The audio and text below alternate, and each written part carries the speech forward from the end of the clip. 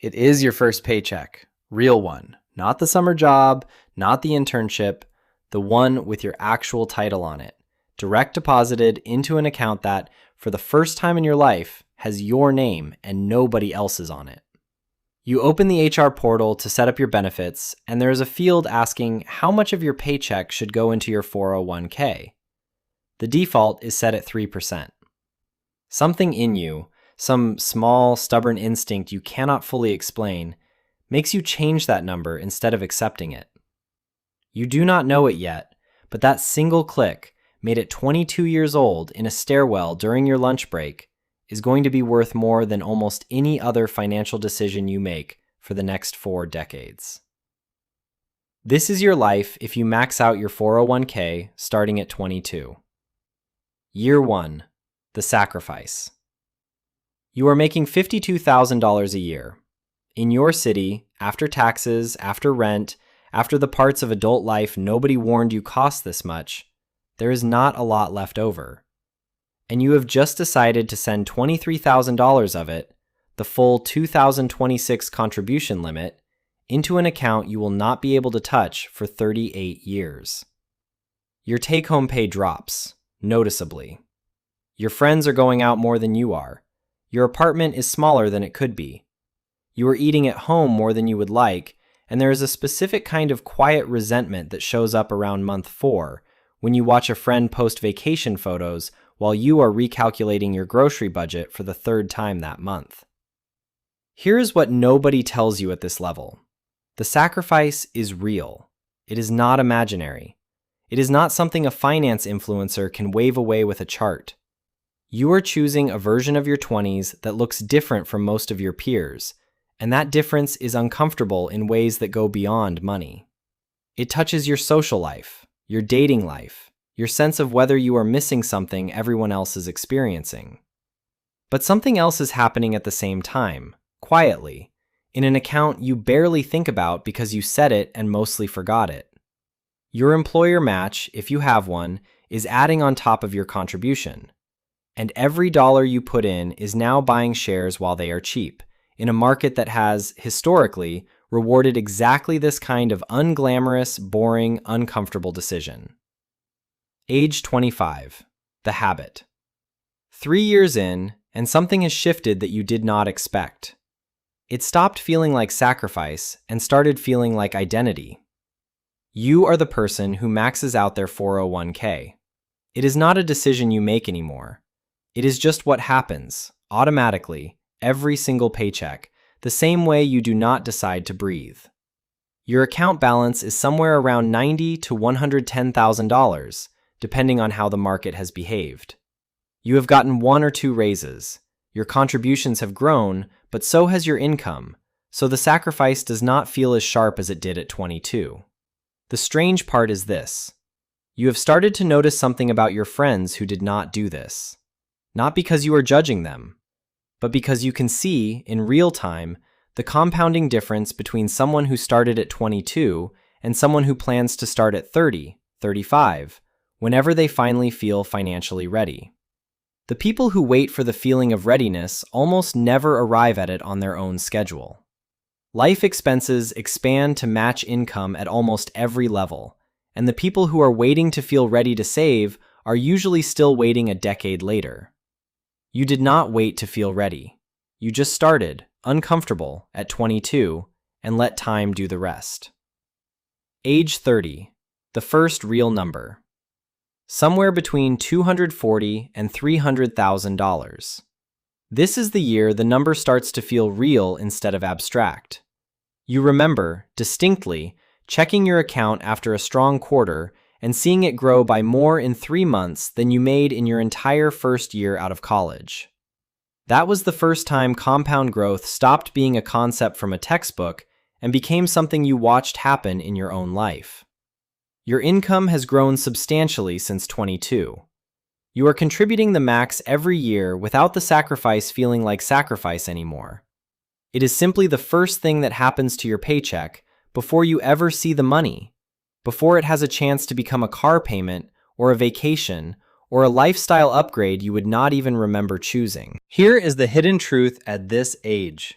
Your friends who started later, even by 5 or 6 years, are now behind in a way that is mathematically very difficult to close. Not impossible, but difficult. Because the dollars you put in at 22 have had 8 extra years of compounding that their dollars put in at 30 will never fully catch up to, no matter how much more they contribute later to compensate. Time in the market at the beginning is worth more than almost any amount of catch-up contribution later. This is one of the least intuitive and most powerful truths in personal finance, and you are living proof of it before you have even turned 31. Age 35, the quiet confidence. Somewhere between $550,000 and $700,000. You have been through one real market downturn by now, a stretch where your account dropped by a number that made you slightly nauseous the first time you checked it. You did not sell. You kept contributing on schedule into a falling market, buying more shares at lower prices without fully appreciating in the moment what that discipline was buying you. This is where it changes, not just financially, psychologically. You have survived a crash, and you know, in a way that people who have never lived through one do not know, that the account recovers, that panic is the enemy, not the market itself. This knowledge changes how you handle every future downturn for the rest of your investing life, and it is a lesson that cannot be taught in a classroom. It can only be lived through. Your career has grown alongside your savings rate. You are making significantly more than you were at 22, and the percentage of your income required to max out your contribution has shrunk to something that barely registers anymore. What felt like an enormous sacrifice at 22 now feels like a rounding error in your monthly budget. Age 40, the second income nobody sees. Somewhere between $1.1 and $1.4 million. This is the year the account's annual growth in a good market exceeds your entire annual salary. Read that again. The money is making more money in a year than you make working full-time.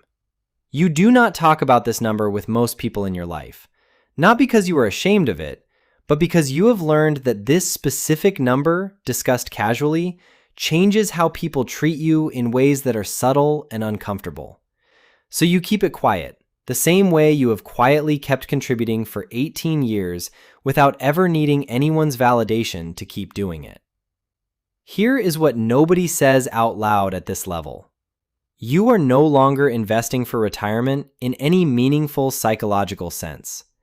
You are past the point where the number feels aspirational. Now you are simply managing a system that already works, that you built through a decision made in a stairwell at 22, and your only job at this point is to not interfere with it, not to panic sell, not to try to time the market, not to let a headline convince you to abandon a strategy that has already proven itself across 2 decades and multiple market cycles. Age 50, the freedom number. Somewhere between $2.4 and $3.2 million. This is the age where the account, left untouched and growing at historical average returns, could sustain your current lifestyle in perpetuity even if you never contributed another dollar. You do not necessarily retire here. Many people at this level do not, because work has become something other than a financial necessity by now. But the option exists in a way it does not exist for the vast majority of 50-year-olds in this country. Your friends who started at 30 instead of 22 are doing well, genuinely well. But the gap between your accounts, built entirely from those 8 extra years of compounding at the very beginning, has not closed. It has widened, because compound growth on a larger early base outpaces compound growth on a later, smaller base, even with identical contribution rates for the years both of you have been investing.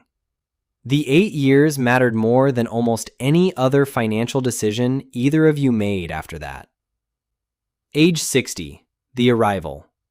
Somewhere between $5 and $7 million, depending on the market's behavior over the final decade of accumulation. 38 years of contributions, most of them made automatically, without drama, without much thought, into an account you rarely checked more than a few times a year once the habit was fully established. You think back sometimes to that stairwell. 22 years old, first real paycheck, a default setting you changed almost on impulse, more out of stubbornness than any deep understanding of what compound interest actually meant at the time. You did not know, at 22, that this specific decision would end up being worth more than your college degree, more than any raise you ever negotiated, more than any investment you made outside of this account. Here is the truth that took 38 years to fully understand. The money was never really the point. The point was the version of yourself that decision created. The person who could delay gratification at 22 when almost nobody around you could. The person who did not need a financial advisor to tell them what to do, because the decision was already made, permanently, before life had the chance to talk you out of it. It is a Tuesday morning, 38 years after that first paycheck. You open an account you barely think about anymore. The number on the screen represents something that most people spend their entire working lives chasing and never quite catch. But it did not come from a brilliant insight or a lucky trade or a business that made you rich overnight. It came from a single decision, made uncomfortably, at 22, in a stairwell, on a lunch break, changing a default setting from 3% to the maximum. The paycheck still gets smaller every 2 weeks. It always did. But now you know exactly what it bought.